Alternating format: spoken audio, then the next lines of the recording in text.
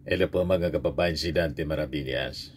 Si Saldico, dating ako Bicol Party List congressman, saka si Chis Escudero mga kababayan, nagpupuksaan na.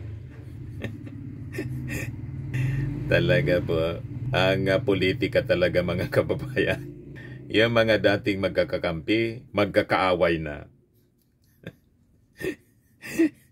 Di ba po? Minsan yung mga dating magkaaway, magkakakampi na. That is politics in the Philippines, mga kababayan. Ito kasi, sabi dito sa latest na balita, Co accuses Escudero of holding 2025 budget hostage for 200 billion insertions. Sabi ni dating Congressman Saldico, itong si Chis Escudero niya, yung nasa likod ng 150 billion insertion sa 2025 budget. Bakit magkaiba ng amount? Yung report ng Billionaire News, 200 billion. Dito sa Philippine Star ngayon, 150 billion. Magkaiba, mga kababayan, yung figure po, yung amount. Baka parte yung 50 billion ng 200 billion. Diba? Ibigay ko muna sa inyo yung kwento dito mga kababayan. Sabi dito, ibinuking ni dating Ako Bicol Party List Representative Saldico na si dating Senate President Chis Escudero ang agresibong nagsulong ng 150 billion insertions sa 2025 national budget. So hindi lang pala mga kababayan 142 billion. Yung dati 142.7 billion. 150 billion pala. Mas malaki, mga kababayan. Yan o. Sinabi ni Ko, dating chairman ng House Committee on Appropriations, na ito ang inilahad niya sa kanyang liham kay Pangulong Ferdinand Marcos Jr. na kanyang ibinahagi kahapon sa kanyang mga followers sa Facebook. Ang nasabing liham ay ipinadala ni Ko kay Pangulong Marcos Junior noong Pebrero 2025. Ayon, yung questionable pa rin mga kababayan na sulat. Kasi yung sulat niya, wala man lang letterhead ng Congress. Walang receive ng Malacanang. Yan o, wala ngang pizza. Yan o. His Excellency President Ferdinand Marcos Jr., Malacanang Palace, Manila.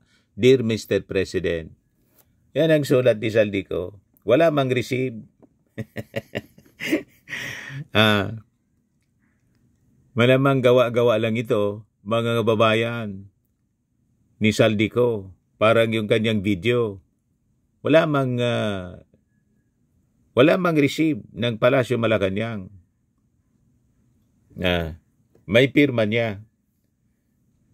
Wala mang receive. Walang letterhead ng Congress.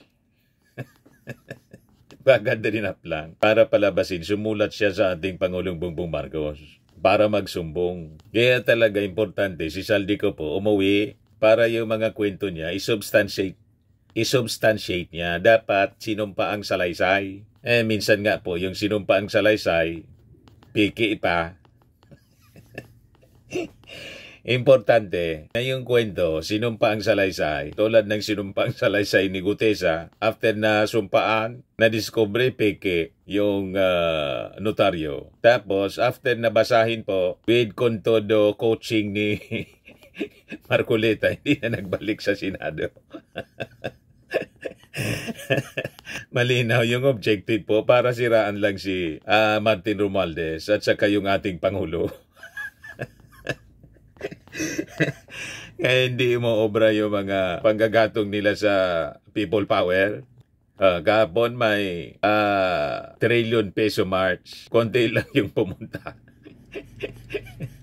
Sawang-sawa na yung mga tao sa pakikinig sa kanilang kasinungalingan. O diba? O ngayon, December 1 na, si PBBM pa rin yung presidente. Diba? O ngayon, balikan natin itong kwento na nagpupuksaan si Saldico at saka si Chis Escudero.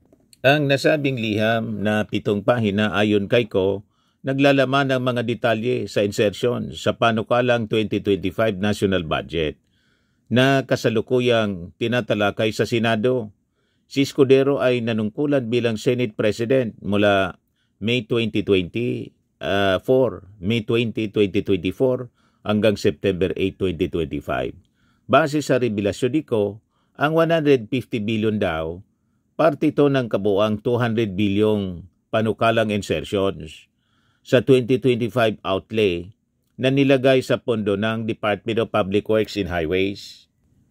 Ayon kay Ko, na sa 2025 national budget daw ay wala ni isa man sa mga senador na kaalyado ni PBBM ang nag-iit sa campaign promise ng Pangulo para sa pagkain, healthy o health legacy at iba pang mga importanteng agenda ng administrasyon. He threatened to delay, referring to Escudero, to delay the budget deliberations until March 2025, which would have resulted in a reenacted budget, ayon pa sa payag ni Ko.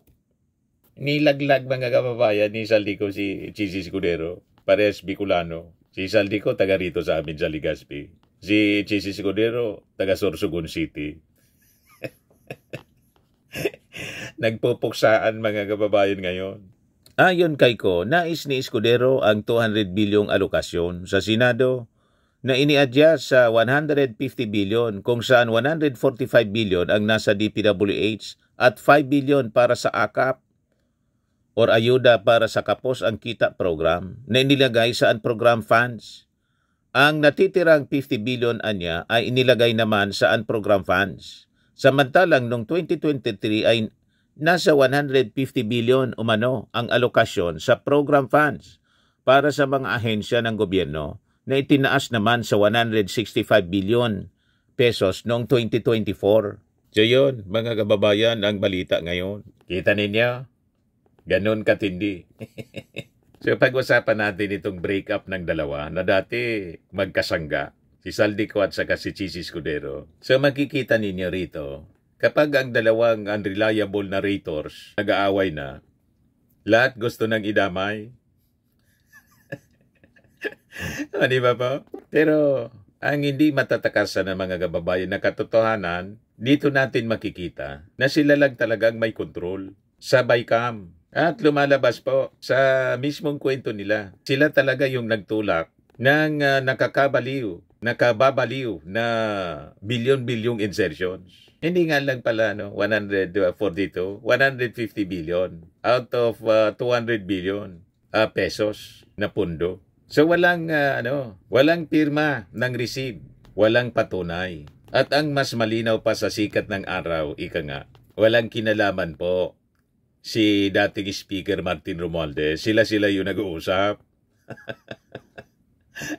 Di ba po? So makikita natin dito na samantalang yung dalawa, si Saldi at saka si Chis, parehas tumatakbo palayo sa kanilang accountability, sa kanilang pananagutan. Si Saldi ayaw pang umuwi, nagtago, nasa abroad daw. Hindi alam kung sa anong bansa. Si Chis nananahimik. Tahimik lang. Pero ngayon, biglang nagbabatuhan na mga kababayan ng sisi.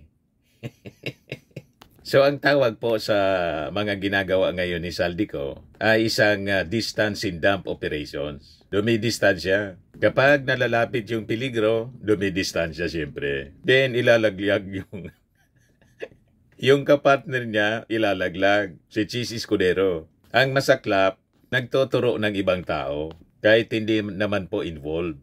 Yan ang masakit, mga kababayan doon. Para makaiwas sila, babanggit ng ibang pangalan. Di ba po? Yun ang nangyayari ngayon. Pero pag-usapan natin, himay-himayin natin, sino ba talaga ang may kontrol ng BICAM? Malinaw po sa kwento, lumalabas pati sa dokumento. Sila yung nakapirma si Chis Escudero at saka si Saldico. So malinaw po, sila yung nagmaniobra po ng mga insertions at base mismo sa mga testimony sa investigasyon ng Senado. Malinaw po na walang participation yung ating Pangulong Bongbong. Walang participation si Martin Romualdez, walang pirma, walang resibo. walang record ng receive. Yan po ang malinaw sa mga dokumento. Pero ngayon po, kung makapagsisi sila, parang sila pa yung biktima. Yan ang hindi matanggap ng ating mga mamamayang Filipino. Kasi nasubaybayan nila yung kwento sa investigasyon ng Senado. So sabi ni Saldico, nagpadalaw daw siya ng sulat sa ating Pangulo tungkol kay Cheese. Ang problema po, walang pruweba, walang receipt po, walang receipt stamp. Yan walang ang pizza, walang letterhead, may pirma siya. Ayan malamang ginawa-gawa lang ito ng kanyang abogado. Yan walang receipt, mga kababayan. Walang patunay na natanggap ng Palasyo Malacanang. Di ba malinaw, mga kababayan? Doon naman sa BICAM report, ang nakapirma si Saldico bilang chairman ng Appropriations Committee. Pagkatapos yung chairman sa Senado, si Grace po. Tapos yung Senate President, biglang in-insert yung kanyang sarili, nangialam sa BICAM. Si Cheese Escudero may pirma. Si Martin wala man pong pirma. Sabi po ni Deputy Speaker Ronaldo Pono, hindi man niya kasi nangialam si Speaker kasi traditionally yung Speaker, pati yung Senate President, hindi man parte ng BICAM.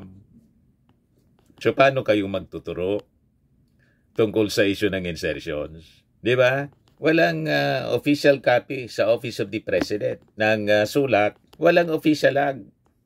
So, kanino niya pinareceive yung sulat? Di ba po, mga kababayan? So, ang ibig sabihin lang yan, it is just a political fiction yata. Di ba po? It's a classic diversionary tactic. Gawa-gawang papel na walang tatak, walang legal weight, walang legal value, walang halaga.